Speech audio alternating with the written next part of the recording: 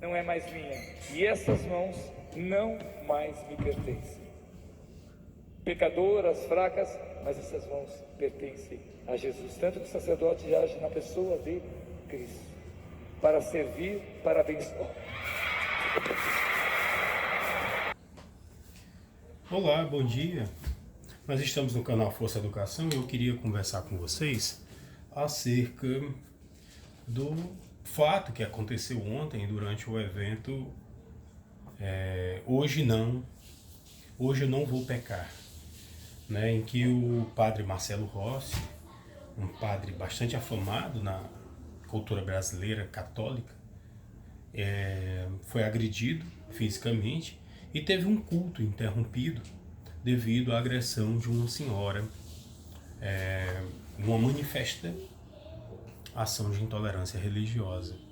E tem muitos sites que têm falado, inclusive saiu até numa matéria no Fantástico e tudo, falando que o crime não poderia ser processado porque a vítima, no caso o padre Marcelo, havia feito a renúncia ao direito de queixa, e o crime de lesão corporal, né, como ele está previsto no artigo 129 do Código Penal, ele exige a representação, ou seja, exige a queixa do ofendido, exige que a pessoa que foi vítima da lesão, ela procure a autoridade policial ou o Ministério Público para oferecimento de denúncia.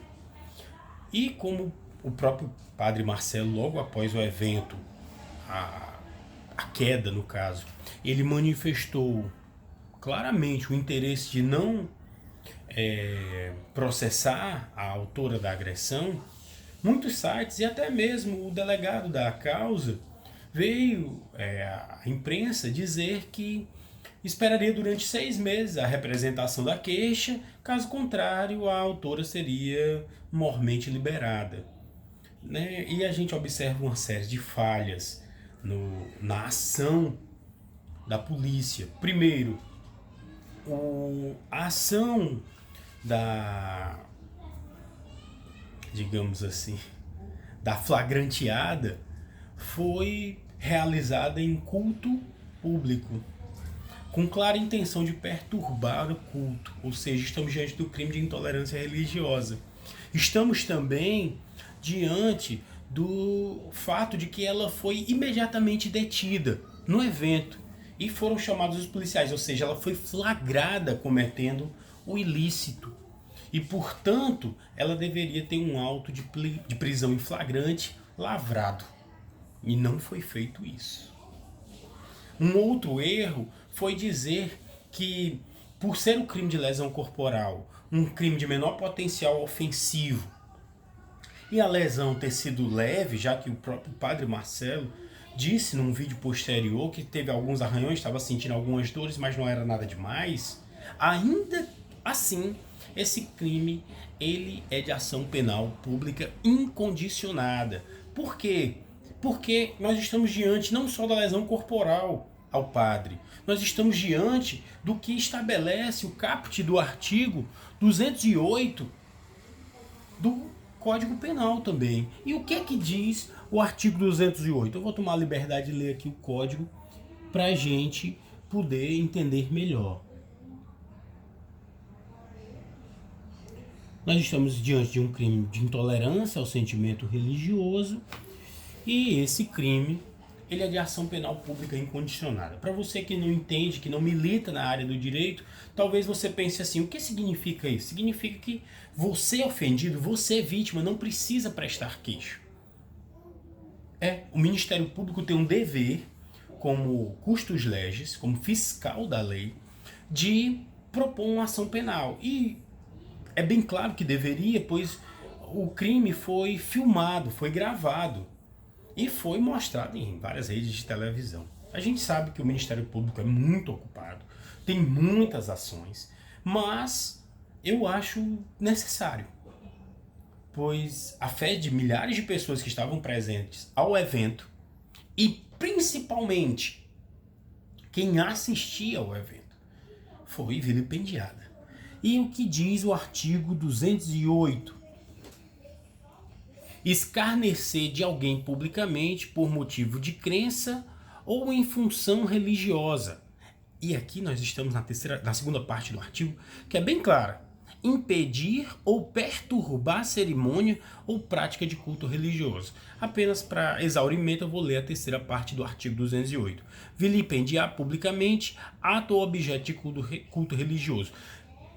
A agressão física, ela ocorreu exatamente nessa parte B do artigo 208, que seja por motivo de crença ou função religiosa, impedir ou perturbar a cerimônia ou prática de culto religioso.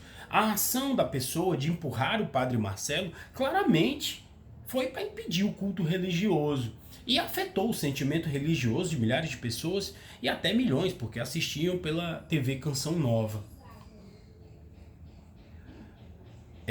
Foi ferido o bem jurídico, obviamente, da liberdade individual de culto. Portanto, por ser um direito congênito, por ser um direito de todos, você tem um direito à sua liberdade religiosa. Essa pessoa não poderia ficar sem um processo. Afinal de contas, ela deveria ter o auto de prisão em flagrante lavrado. Haja vista, ela foi presa, ela foi detida por populares logo após a agressão ao padre Marcelo e depois foi chamada a polícia. O que aconteceu de fato? Ela prestou depoimento e saiu logo em seguida e o delegado acreditou no depoimento dela e de outras testemunhas que ela não possuía as faculdades mentais para discernir a ação. Ora, eu acho muito complicado. Ela tem um filho de 3 anos e, segundo o que ela falou à imprensa, ela disse que só queria conversar com o padre, mas se assustou porque estava sendo perseguida na hora que subiu ao palco e o empurrou. As imagens não mostram isso. É complicado, né? A justiça brasileira sempre buscando, e com muita tristeza para a sociedade, buscando a despenalização das ações, das condutas típicas do próprio Código Penal. E isso leva a uma insegurança tamanha, inclusive a segurança religiosa, a liberdade individual de culto. E é importante dizer que, como houve um emprego de violência, o crime tem que ser aumentado de 1/3. No caso da lesão corporal, que também se soma a esse crime, eu não vejo uma causa de aumento, pois o próprio padre Marcelo disse que a lesão não foi grave, que Maria passou à frente e pisou na cabeça da serpente e ele estava bem, apenas com algumas dores. Mas pelo vídeo nós podemos observar que a lesão foi grave e que de modo algum poderia passar em branco. É muito complicado você pensar que um crime dessa magnitude possa ser simplesmente perdoado sem nenhuma consequência, porque vai fomentar outros casos, seja na igreja católica, seja na igreja protestante, seja em cultos de matrizes africanas. Todas as vezes que alguém chegar e não gostar do que foi dito, ou da cerimônia, ou porque simplesmente foi lá com o intuito de promover a interrupção do culto em si, por motivos pessoais, ela vai se ver no direito de agredir o ministro do culto. E isso é inaceitável. Eu vi na internet vários comentários, pessoas que iam de um extremo ao outro, relacionando a ação dela à ação de pessoas ligadas ao movimento evangélico. Eu acredito que em nenhum momento se falou que ela era evangélica. E nem as pessoas que deram testemunho na delegacia afirmando que ela teria problemas mentais, ninguém em momento algum falou disso. Então é uma elucubração, é algo que não está em lugar nenhum, é a invenção das pessoas. Segundo, falaram que isso é decorrência do momento que o Brasil vive, estaria relacionado a pessoas ligadas ao movimento da extrema esquerda, e outros disseram que não, era o movimento de extrema direita. Ela teria até inclusive votado em candidatos eleitos da extrema-direita. Também não vi isso em canto algum. Apenas elucubração. Por fim, é importante salientar que nós não podemos aceitar mais isso. Já houve um caso, ano passado, muito triste, e esse ano também. Né? O caso do pretenso cantor Johnny Hooker, né? Que ofendeu publicamente a imagem de Jesus Cristo.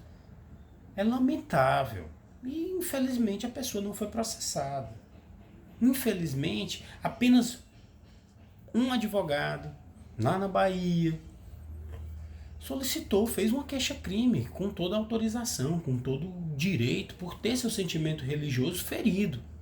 Em Garanhuns, o festival ficou super mal visto por pessoas que acreditam em Jesus Cristo, após as falas intolerantes e inaceitáveis do pretenso cantor Johnny Hooker.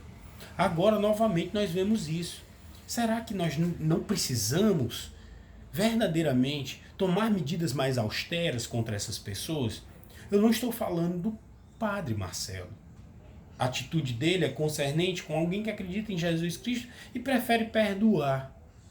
Mas a renúncia, a instauração da denúncia feita pelo próprio padre não obsta que o Ministério Público faça a denúncia, pois o crime contra o sentimento religioso é de ação penal, pública e incondicionada, pois atinge o direito de toda a sociedade a um sentimento religioso.